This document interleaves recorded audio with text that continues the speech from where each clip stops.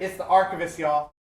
It's the archivist, y'all. Yes, it's the archivist, y'all. Yes. Exclusively interviewing Brother Marquis of the 2 Live Crew. Yes. And who is Miami's Triple X OG Kings, the 2 Live Crew. Yeah. What's going on, everybody? What's happening, archivist? What's going on, buddy? And who are you guys? 2 Live Crew, legendary 2 Live Crew. Exclusively interviewing 2 Live Crew. And we're with Fresh Kid Ice, who is Miami's Triple X OG Kings, the 2 Live Crew. Hey man, what's up? Fresh Kid Ice, the Chinaman. You know, one of the originators, 2 Live Crew. Brother Marquis, Fresh Kid Ice. Mr. Mix and Luke back in the day, And tell us about working with Rodney O. It was cool. Rodney showed me a lot about rap in the beginning stages of my career. Me and him, we made our first record when we were in the 9th grade out in Riverside. I think we had one of the first 12 inches in Southern California. You know what I'm saying? One of the first 12-inch records. Like before fucking the Wrecking Crew and shit. They were like way deep, like 82, some shit like that. So then we had our second one when we were in the 11th grade. We were juniors in high school. We had our second 12-inch single. So I've been doing this for a minute. And Fresh Kid Ice, the Air Force military base with Mr. Mix, where the ideas, and let's hear about it. Yo, it started back in 1984, March Air Force Base in California. It was myself, Mr. Mix, and Amazing V. We started 2 Live Crew. So forth. If you go on my Facebook or anything, you'll see some pictures of the original group. I posted a picture of them. And the OGs, Rudy Ray Moore and Blowfly. Yeah, we used them in we used them as samples in some of our material. And the 2 Live Crew is What We Are, which went gold, and Move Something, share on the records in the late 80s. Yeah, everything back then, 2 Live Crew, we were more underground, because of the explicit lyrics and so forth. So our album sold based on what the people wanted and a lot of word of mouth, so it's all good. Well, the 80s were the 80s, coming up in Miami. It's like Miami Vice all over again, It's cool. And as nasty as they want to be, the best album, double platinum, to one of the best hip-hop albums ever. What inspired you to these hits made, and what did it do for each of you? It got us in trouble. It was inspired. We were just recording, man, because back then we did it for the love of the music. And we just kept recording and recording and recording. That's why so many songs on here. That's what we always like to do, record. This album contained over 375 cuss words. Somebody took the time to count them. And Me So Horny, it's one of my biggest records right here. You feel me? It's one of my biggest records. And this album made me. This album right here defined my whole career. This album even changed my life. And I recorded this bitch. It's cool. It is what it is. You know what I'm saying? I'm glad to be a part of 2 Live Crew. And I'm glad to be in the musical history books. You know what I'm saying? And maybe one day I'll get into the Rock and Roll Hall of Fame. For doing an album like this. Maybe one day. You guys already been nominated for the Rock and Roll Hall of Fame? No, not yet, okay. But, hey, we might. Public Enemy's going in on April the 18th. So Public Enemy's going in, so, 2 Live Crew, we might go in too one day, feel me? Hell yeah. And the Prince of Pop, Mark Emery, ran a bookstore, City of Lights, out east, went to Detroit and copped more than 100 copies of your guys' cassette tape, the classic album. He had the lineup around the block, and the pigs took him into court, and the judge had a minor laughing matter in court. Let's hear what you have to say about that. That's a good thing, because, when we went to court, everybody else was laughing in court too, so it's all good. Because it was meant to be fun, and it's locker room talk, and it's a party record. It wasn't meant to hurt anybody's feelings and so forth, it was just music. Well, hey, the judge had a major laughing matter in the court, so the judge was laughing. So I guess it all was crazy then, right? Why were they messing with him? Because he was selling pot, selling the 2 Live Crew CD. That goes together, you know. That's rock and roll. Sex, drugs, and rock and roll goes together, baby. He definitely had a good fight for you guys to get those CDs across the When border. anybody fighting for me, I'm fighting for them. You know, it's all good. And for you, best times with Luke and your guys' favorite bass tape. Bass tape? Man, it probably was the nastiest they want to be. Yeah, because it had so many records on there, you know. My favorite bass tapes, I had a couple of favorite bass tapes, like 95 South, you know, JT Money. 95 South, JT Money, Clay D. Uncle Al, of course. Uncle Al, Jam Pony. Jam Pony is hot. You know, anything that's coming out of Florida, really hot. And in a golden era where most rap was still able to be played on the radio, what made you guys go so explicit? Man, I was only 10. We went explicit because, you know, nobody else was in that vein and so forth. And we used to listen to a lot of the Laugh albums, you know, like Rudy Ray Moore, Leroy and Skillet and stuff like that. And we incorporate a lot of those things into our records and so forth, you know. And Miami at that time was a different type of scene where it was hot, wild, sex was going on, you know. The 80s is when everything was flowing in Miami. Money was rolling everywhere, so we just went underground. You know, it was always some explicit chants and everything getting said at the parties. So we just tried to, you know, incorporate some of that stuff in the music. And when they started incorporating that foolishness, you know what I'm saying, it took off. It took off a little bit, you know, and it became what it was, you know. It became what it was. And other albums banned in the USA, Sports Weekend Part 2, As Nasty as They Want to Be, Back at Your Ass for the 9-4, Shake a Little Something, and the Real One. Let's hear about these ones. We love that bass.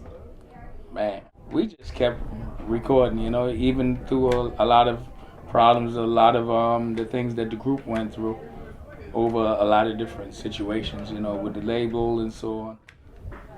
My thing was to keep the group alive and keep it moving so we can come back at a later date and put it all together. So hopefully one day, that's my dream, to see the major lineup back together and back on the road. My favorite song was Pop That Coochie. Yeah, that's my favorite 2 Live Crew song, Pop That Coochie.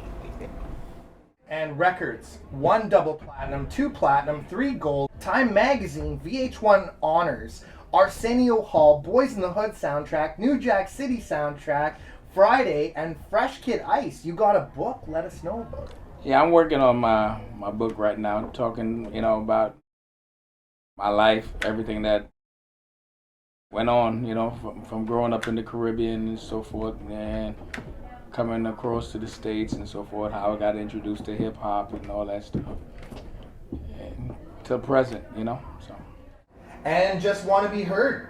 Long and awaited. Share about the album. It's been a minute. Well, we're restructuring the album right now. Okay. That's what we're going to be doing. So hopefully I can restructure some things and get some shit cracking now. What can we expect? We got some songs on there, but we need to touch them up. You know what I'm saying? We have to go through them again and get them together and get a lot of things together. Excellent. And Just Want to Be Heard. Long and awaited album. Share about the album as it's in the works. It's been a minute. Yeah, it's been a minute because we started it, you know, and then I had a couple health issues and so forth. I had, you know, I was diagnosed as a diabetic, high blood pressure, that type of stuff. Also, then in 2009, I had a stroke and so forth, so I had to recoup and everything and rehab. So that's what took a little time, you know. So. And so many hit singles. Let us know your favorite times from performing on stage, studio sessions, music videos, and songs. My favorite times is the studio session, like when we're all together and we put our minds together and come up with different things, you know. Because, you know, Mix would do the track and so forth, and we'll basically put our ideas together and so forth and, you know, structure the song and so on. You know, and it was a team effort. and that was the chemistry of 2 Live Crew. The stage in the studio is always good. The stage in the studio is always good. And the best tour and largest crowd you've ever rocked? I don't know, I think the largest crowd was like fucking 25,000 or some shit. 20,000, 17,000. Your guys' legacy? I hope I leave a good legacy behind, you know what I mean? And I think I have more to contribute as far as musically. I just have to find the right vibe that I like, so all of it, you know, this music now gets kind of hard, so you want the right shit, you know. A lot of places, man. The best tour I think we did was probably like around the Move Something era, because we didn't have that much flack and we did basically what we wanted to do, you know, so, and, you know, it was a good time. And for the largest crowd you've ever rocked? I don't know. We did Miami Baseball Stadium. That was over 20,000. We did some stuff in Australia, and we did a lot of arenas that we packed. So I don't even know. Excellent. I just do it. And your best Southern hip hop memory you've been part of or contributed to?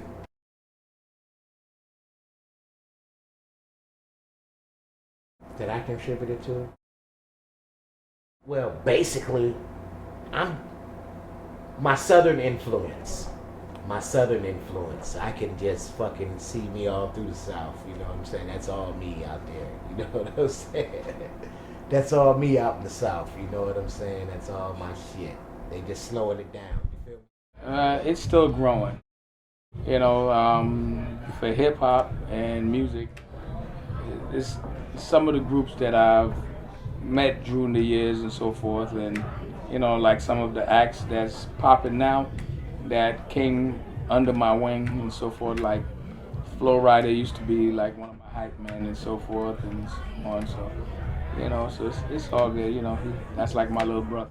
And you have anything to say to Canada? I love Canada. Canada got some beautiful women over here. These people are very nice. They smoke some good weed. It's cool. They got beers. Canadian Molson. Yeah. And you have anything to say to Canada? Hey Canada, you guys are coming up on the hip hop scene, you know, so it's a good thing, you know, because hip hop was meant to be universal and international for everybody, you know what I'm saying? So it's a way to keep us, you know, off the streets and put food on your table and everything, and hopefully a lot of you guys can learn the right way and so forth, that, you know, you can make it a living and put a lot of other people to work also. And the greatest hits, anything you'd like to share about this moment? It's like, this is like the first greatest hits we have. We have 2 so far, and hopefully we'll have another one, you know, because we're not over yet. We might be a little, you know, as they say, we're from the golden age of hip hop, you know. So, but a lot of people don't understand hip hop is there's no age about it. You can do it at whatever age you want, you know, and just keep doing your thing. Never know who's gonna pop a hit. All it takes is one to put you out there. So, you know, so keep doing what you do, you know. Yeah, the Miami Pipeline, you know, it's an open mic thing that I do with a couple friends. Bass and Angela in Miami every Monday night. We do that. We take a lot of the local talent and so forth. And if you want to check it out in Canada, it's live on Ustream on www.miamipipeline.com, you know, and you can hear a lot of different things. They have a radio station there too online, so you can listen to everything. Plus also the Miami bass history. You know, they have a radio station also called Miami Bass FM.com, so you can check that out too. What can we expect from your show? We're having fun. We're gonna have some fun. And you got any shouts? Shout out to the world. We love the world. We love the universe. You know what I'm saying? We just want to keep good things out in the universe, man. We want to keep it cool. And you got any shouts? Yeah, hopefully I ain't got no more kids in Canada. And shouts to Debo and brother Marquis. And this is the Archivist, and you already know the name, y'all. That's right. This is the Archivist. And shouts to Tristan and Fortune Sound Club, and this is the Archivist, and you already know the name, y'all. For sure, Fresh Get Eyes, the Chinaman. All right, look me up. Look for the book. Go to my Facebook. It's facebook.com/Team TEAM Pack Jam, PACJAM. That's my third Facebook page. Also Instagram, Chinaman305.